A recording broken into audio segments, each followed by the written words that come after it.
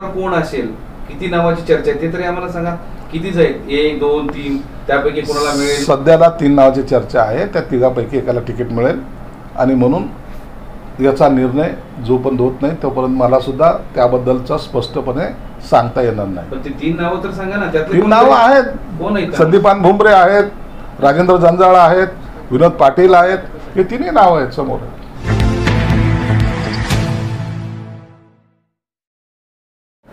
आज उबाठा गटाच्या प्रवक्त्याने श्रीकांत शिंदे फाउंडेशनवर काही आरोप प्रत्यारोप केलेत. मुळात हे बिनबुडाचे आरोप करताना काहीतरी तारतम्य ठेवलं पाहिजे अशी आमची अपेक्षा होती. 2 कागद हातात घ्यायचे आणि त्याच्यावर भाष्य करायचं आणि कुणाला तरी आरोपीच्या पिंजऱ्यात आम्ही उभं करतोय की काय असा आविर्भाव आला. ते आज पत्रकार परिषदेमध्ये बोलले. काय बोलले? श्रीकांत शिंदे फाउंडेशनच्या माध्यमातून अनेकांना, गरिबांना वेगवेगळ्या सवलती किंवा त्यांना लाभ देण्याचा प्रयत्न या फाउंडेशनच्या माध्यमातून केला. हे सत्यता आहे, ही वस्तुस्थिती आहे, त्याला आम्ही नाकारतही नाही. परंतु पद्धत अशी आहे, एखाद्या फाउंडेशनला जर एखादा पैसा जर यायचा असेल, जो दाता आहे, ज्याला वाटतं की यांना मदत केली पाहिजे, तर तो पैसा चेकनीच स्वीकारला जातो. आणि जेव्हा चेकनी पैसा स्वीकारला जातो त्या टायमाला धर्मदाय आयुक्ताकडे जेव्हा याचं ऑडिट होतं त्या टायमाला 1-1 रुपया कसा खर्च केला गेला याचं विवरण किंवा त्याचं स्पष्टीकरण हे देणं गरजेचं असतं. तुम्हाला कोणत्याही ट्रस्टला 1ही रुपया अवांतर खर्च करण्याचा अधिकार नाही, हे सर्वांना माहिती आहे. आणि म्हणून जर तुम्हाला त्याबद्दलची माहिती घ्यायची असेल, इतके विद्वान तुम्ही आहात, तर RTIच्या मार्फत ही माहिती घेऊ शकता. हा अधिकार तुम्हाला कायद्याने बहाल केलेला आहे. एखाद्या संस्थेची माहिती घ्यायची RTI मध्ये, त्या RTIच्या नियमानुसार तर तुम्ही अर्ज दाखल करा, तुम्हाला सविस्तरपणे माहिती मिळेल. आणि म्हणून मुख्यमंत्र्यांच्या मुलावर मी आरोप करतोय आणि काहीतरी मोठं घडवतोय, 500 कोटीचा घोटाळा आम्ही उघडकीस आणतोय, या आविर्भावामध्ये असे मूर्खपणा करणं मला वाटतं हे गैर आहे. जर आम्ही जर दुसऱ्या बाजूने जर आरोप करायला जर सुरुवात केली की ज्या तुमच्या उबाठा गटाच्या नेत्यांकडं जवळपास 47 ते 48 कंपन्या ह्या बोगस आहेत आणि त्याच्यातून लाखो करोडो रुपयाची कमाई झाल्याचं तुमचं बॅलन्स शीट म्हणतंय, ज्या कंपन्या अस्तित्वात नाहीत त्यांचे तुम्ही प्रॉफिट दाखवताय, याची सुद्धा चौकशी झाली पाहिजे. घोटाळेबाज तुम्ही आहात खऱ्या अर्थानं. सचिन वाजे प्रकरणाचं काय झालंय? कोणी त्याला सुपारी दिली होती? 100 कोटी रुपयाची मागणी कोणी केली होती? जो सचिन वाजे सेना भवनामध्ये उपनेता म्हणून बसत होता, जो पार्टीचा अधिकृत प्रवक्ता होता, त्यांनी त्या अंबानीच्या येथे ज्या जिलेटिनच्या ज्या कांड्या तिथं पेरल्या होत्या, जीवे मारायची धमकी किंवा त्याला घाबरवण्याचा जो प्रकार केला होता, त्याच्या मागं कोण होतं? पत्रचाळ घोटाळ्यामधले मेन मास्टर माइंड कोण होते? खिचडी घोटाळ्यामध्ये ज्या तुमच्या कुटुंबाचे नाव आलेत, हे कशाच्या आधारावर आलेले आहेत? म्हणून कॉन्ट्रॅक्टशिप करणे, फसवणूक करणे, हे सर्व आरोप आपल्याला लागू होतात. मी तर सर्वांना सांगेल, महाराष्ट्रातल्या तमाम जनतेला सुद्धा हा अधिकार आहे. जर श्रीकांत शिंदे फाउंडेशनमध्ये जर कोणताही घोटाळा झाला असेल, कृपया RTIच्या मार्फत ती माहिती मागवा. कोणी बोलतोय म्हणून कुणावर आरोप सिद्ध होत आहेत असं कधी होत नाही. तर ती माहिती मागवा, ती जनतेसमोर जाऊ द्या. एक सामाजिक काम करणारी संस्था, अनेक ठिकाणी गरिबाला मदत करणारी संस्था, तुमच्याच तोंडातून वाक्य येतात की असं केलं, ह्या गरिबांना मदत करायचा प्रयत्न केला, त्यांना मदत करायचा प्रयत्न केला. ज्या मदतीचा जो काय ओघ या फाउंडेशनच्या माध्यमातून केला जातो त्यालाही यांचा आक्षेप असेल तर आम्हाला पैसा जर दुसऱ्या मार्गाने गैरमार्गाने जर कमवायचाच असता तर फाउंडेशन खोलण्याची गरज नाही, आम्ही तो पैसा लंडनला जमा केला असता. जे इतर करतात ना त्या पद्धतीने तो पैसा इतर मार्गाने लंडनला जाऊ शकला असता. परंतु ती नीतिमत्ता आमची नाही, त्या भानगडीत आम्हाला पडायचं नाही. जेवढी होईल तेवढी सेवा ही सर्वसामान्यांची करणं हाच त्याच्या मागचा उद्देश होता. म्हणून अशा आरोप करणाऱ्यांना जनतासुद्धा त्यांच्यावर विश्वास ठेवणार नाही आणि विश्वासपात्र एकही त्यांचं आत्तापर्यंतचं विधान हे विश्वासपात्र ठरलं नाही. म्हणून अशा या गोष्टीला आम्ही किंमत देत नाही. ईडी सीबीआयकडे जो धर्माच्या विरोधात येईल त्याच्या विरोधात लढणार आम्ही, जो या देशाच्या विरोधात राहील त्याच्या विरोधात लढणार आम्ही. आम्ही काय कुणाला मुसलमान आहे म्हणून त्याच्या अंगावर जायचा आमचा काही कधी प्रयत्न नव्हता, ना शिवसेना प्रमुखाचे तसे विचार होते. या देशाची जो प्रामाणिक आहे, हा देशातला जो नागरिक आहे, जो या मातेला भारत मातेला मानतो तो आमचा, ही आमची भूमिका आहे. आता त्यांची भूमिका बदललेली आहे. तो कोणीही असला तरी मतदान देतो का, कटोरं घेऊन फिरणारे हे लोक, आता ही अवलाद आता तयार झालेली. दुसरं, आता तुमच्या मित्रांचे काही प्रश्न आदरणीय संजय राऊत साहेबांचे, ते असं म्हणतात की मोदींचा जाहीरनामा पाहिला, मोदींनी भ्रष्टाचाराची संपवण्याची गॅरंटी दिली होती, मात्र भ्रष्टाचार संपवायचं असं सांगतात आणि सगळ्या भ्रष्टाचाराने ते आपल्याला सामावून घेतात. गेली 10 वर्षे मोदी साहेबांनी हा राज्यकारभार चालवला आहे. या मंत्रिमंडळातील एकाही सदस्यावर किंवा मंत्रिमंडळाच्या एकाही नेत्यांवर कुठेही आरोप झालेला तुम्हाला दिसून आलेला नाही. मोदींचा असलेला दबाव किंवा असलेली पकड ही देशाने अनुभवलेली आहे. आणि आता हे ज्या काही कारवाया होत आहेत किंवा कारवाई केल्या जात आहेत, हे जे भरभक्कम झाले होते, पैसा कमाव और राजकारण करो, ही जी नीती इतर लोकांची होती त्यांना आता चाप बसलेला आहे. म्हणून त्या ईडीच्या कारवाईला सुद्धा चळचळा कापायला लागलेले आहेत. एवढा पैसा कुठून आला याचं उत्तर ह्या लोकांकडे नाही. म्हणून आता जे जाहीरनामा मोदी साहेबांनी प्रसिद्ध केला आहे त्याच्यावर काय बोलायचं, हे तर सर्व जनतेच्या हिताचं आहे. मग हे असे आरोप करण्याचा प्रयत्न या लोकांनी केविलवाना प्रयत्न केला, परंतु जनता आता मोदी साहेब आहे तसा मुमकिन आहे आणि ही मोदीची गॅरंटी असं म्हणायला आता ते सर्वजण समोर येत चाललेले. 400 पॉवर. दुसरा विषय असा आहे की सध्या मराठवाड्यामध्ये भयंकर दुष्काळ आहे. राजकीय नेते प्रचारात दुष्काळाला का महत्त्व देत नाही? दुष्काळ प्रचाराचा मुद्दा होऊ शकत नाही का? एकही राजकारणी दुष्काळाबाबत किंवा या बाबतीमध्ये माननीय मुख्यमंत्री साहेबांनी 15 दिवसापूर्वी जी काही गारपीट झाली होती त्याच वेळेला मुख्य सचिव, प्रधान सचिव यांना सक्त अशा सूचना दिल्या होत्या की इलेक्शनचा जरी दौर असला, इलेक्शनमध्ये बाकी आचारसंहितेचा जरी काळ असला तरी अधिकाऱ्याला कुठेही आचारसंहिता नाही. आपण सर्व परीने ज्या ज्या ठिकाणी पोचता येईल, जे जे तुम्हाला वापरता येईल, मग तुम्ही चार्टर्ड प्लेन घेऊन जा का काही घेऊन जा, परंतु शेतकऱ्यांच्या त्या जवळ जाऊन पोहोचा आणि तिथलचे प्रश्न जे काय असेल ते सोडवण्याचा प्रयत्न करा. म्हणून आपल्या माहितीचं सांगतो की एक 8-10 दिवसापूर्वीच CS महाराष्ट्राचे चीफ सेक्रेटरी यांनी सगळ्या विभागीय आयुक्त, जिल्हाधिकाऱ्यांची याची VC द्वारे बैठकही घेतलेली आहे आणि या शेतकऱ्याच्या जो अडचणीत आलेला आहे त्याच्यासाठी योग्य तो मदत करण्याचा सुद्धा त्यांनी त्या पंचनामे करून प्रयत्नसुद्धा सुरू केलेला आहे. राजकारणातील लोक या गोष्टीवर आवर्जून बोलले पाहिजे, या मताचे आम्ही पण आहोत.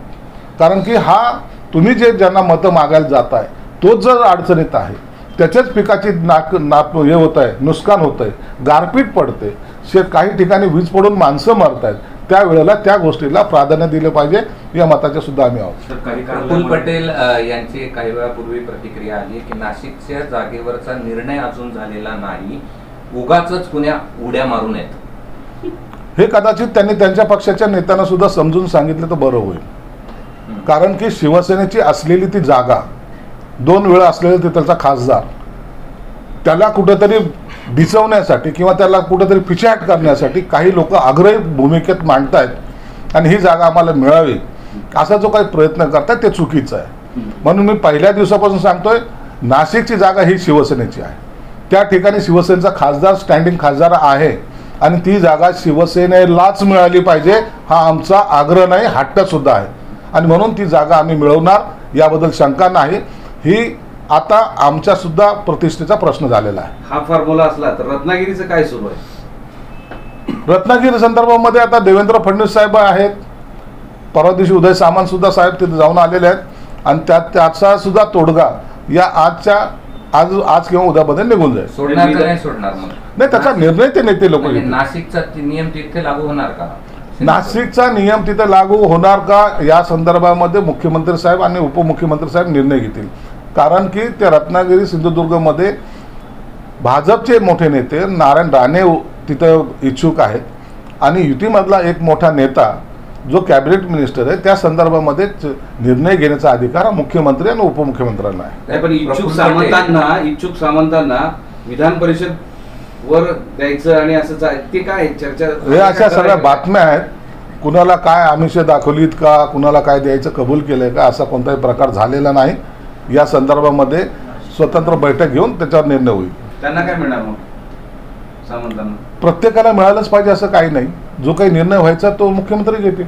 त्यात प्रफुल्ल पटेलने असं पण म्हटलंय की नाशिकची जागा तुमची आहे. आरटीआयच्या माध्यमातून माहिती मागवा आणि ईडीकडे तक्रार करा, सीबीआयकडे तक्रार करा. बेसलेस विधान करण्यापेक्षा कायदेशीर प्रक्रियेने त्यांच्यावर गुन्हे दाखल करा ना. हे आव्हान आम्ही स्वीकारायला तयार आहोत ना.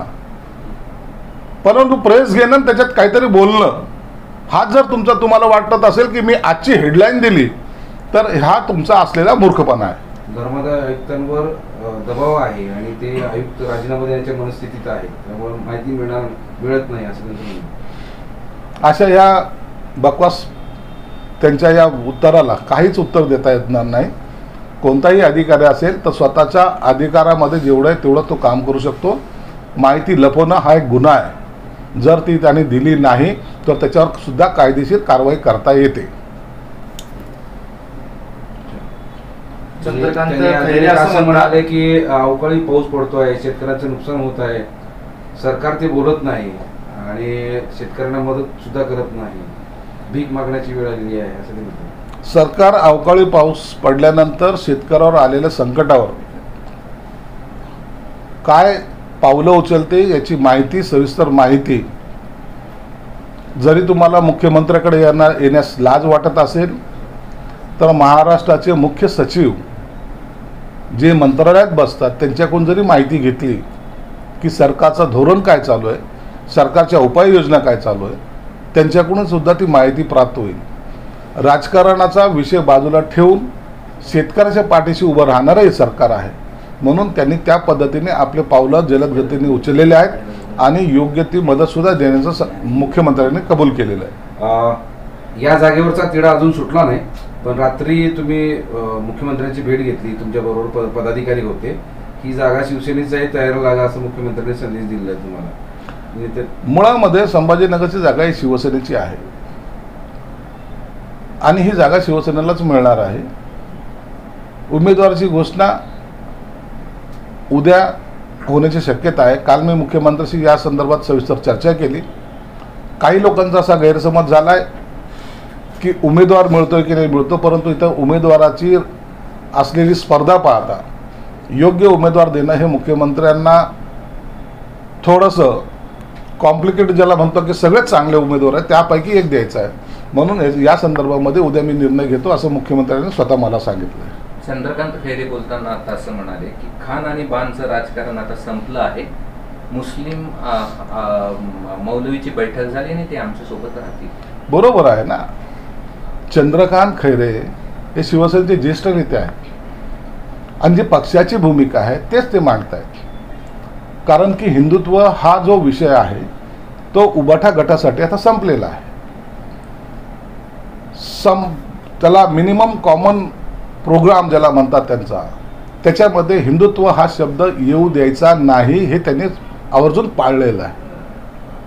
म्हणून सर्व धर्मसंभाववाले आता उठाबा गटाचे झालेले आहेत. मतासाठी लाचार असलेली ही जमात आता ही वेगळ्या पद्धतीने बाळासाहेबांचे विचार पुढे घेऊन चाललेली आहे. बाळासाहेबांना हेच अपेक्षित होतं यांच्याकडून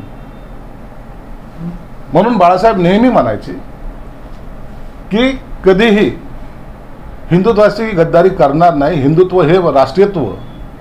आता यांचं हिंदुत्व तुम्ही जर पाहिलं असेल, राहुल गांधीच्या सभेला जाताना सुद्धा एकाच्याही तोंडातून गर्व से कहो हम हिंदू आहे हे म्हणायची हिंमत झाली नाही. सत्तेसाठी लाचार असलेल्या लोकांकडून दुसरी अपेक्षा नाही. आता खान आणि बाणचं राजकारण नाही, तर आता आम्हाला सर्व धर्म समभावाचं राजकारण करायचं आहे. आम्हाला आता जो कोणी हिंदूवर अन्याय अत्याचार करेल त्याचं स्वागत करायचं, कदाचित अशी भूमिका यांची असावी, म्हणून खैरेने केलेले हे विधान आहे. पण इतकी वर्ष इथं खान आणि बाण याच भोवती राजकारण फिरलं 25-30 वर्ष. आता हे कसं काय असं म्हणतात, कारण तुम्ही सोबतच होते, त्यांना खानपानाचे साक्षीदार आहात. त्यांना त्यांच्या कानामध्ये राहुल गांधी आणि शरद पवारांनी मारलेली जी फुंकर आहे त्याच्यामुळं त्यांच्यात झालेले हे परिवर्तन आहे. आम्ही कोणत्याही समाजाच्या विरोधात नाही. जी शिवसेना प्रमुखाची भूमिका होती तीच भूमिका आमची आहे. म्हणून आता यांना त्या शिवसेना प्रमुखाच्या भूमिकेचा विसर पडला आहे.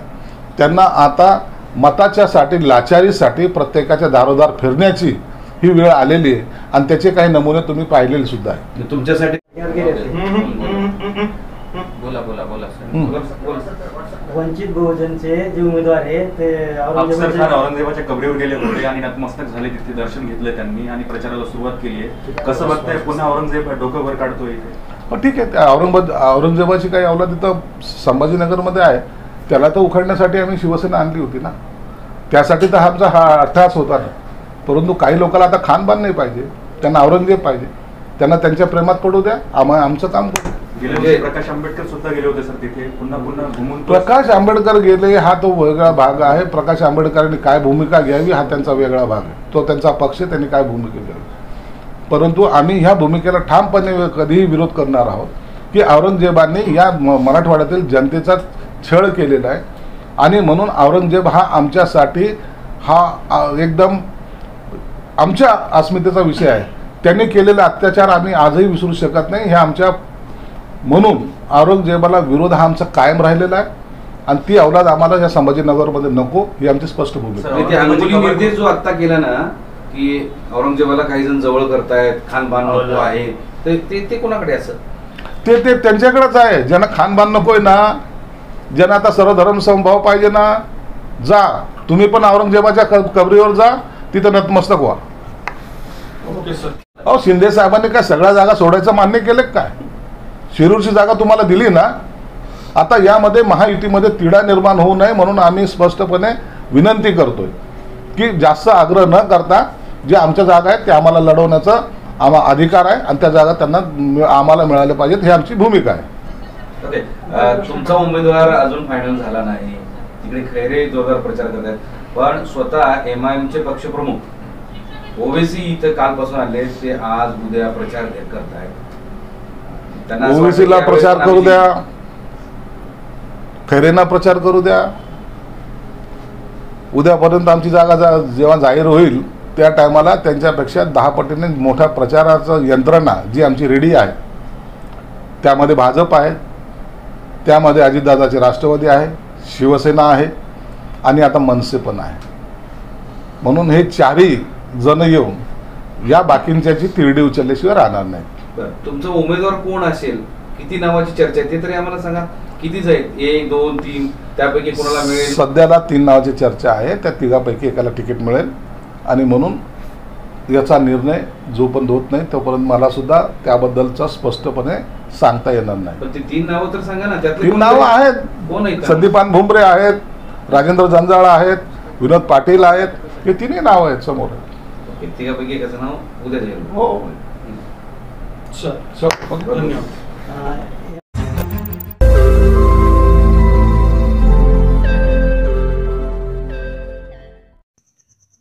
रोज नई खबरों को देखने के लिए हमारे औरंगाबाद समाचार चैनल को सब्सक्राइब कीजिए और नोटिफिकेशन पाने के लिए हमारे बेल आइकन को दबाइए ताकि हर खबर की नोटिफिकेशन आपको मिलती रहे.